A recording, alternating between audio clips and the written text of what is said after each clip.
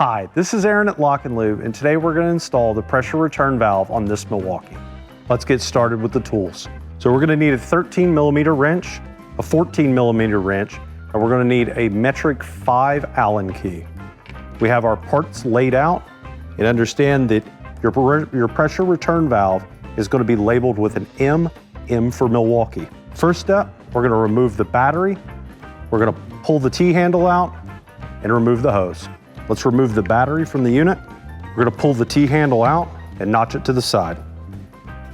We're going to depress the pressure valve.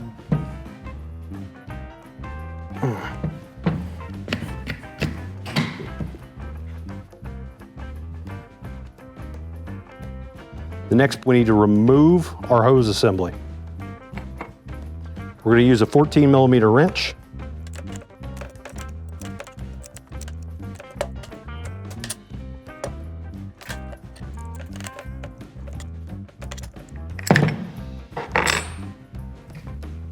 We'll set that off to the side as well. Now we need to remove the grub screw using our 5mm Allen key. Be mindful these are in tight.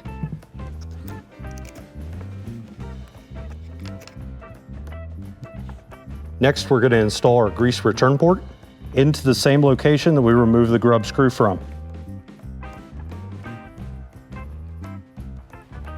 We're going to tighten this down with a 13mm wrench.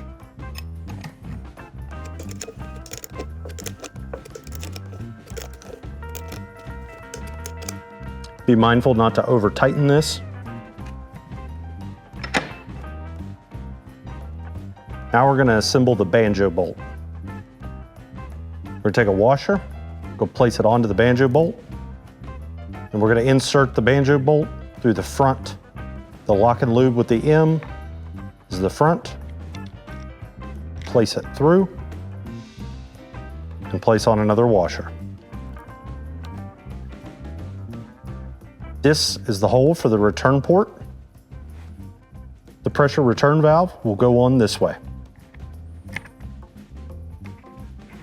A 14mm wrench to tighten up the banjo bolt.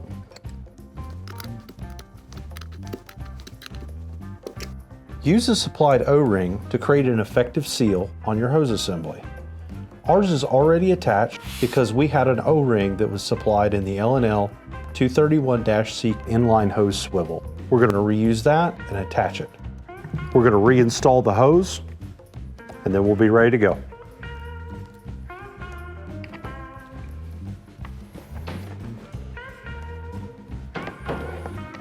A 14mm wrench.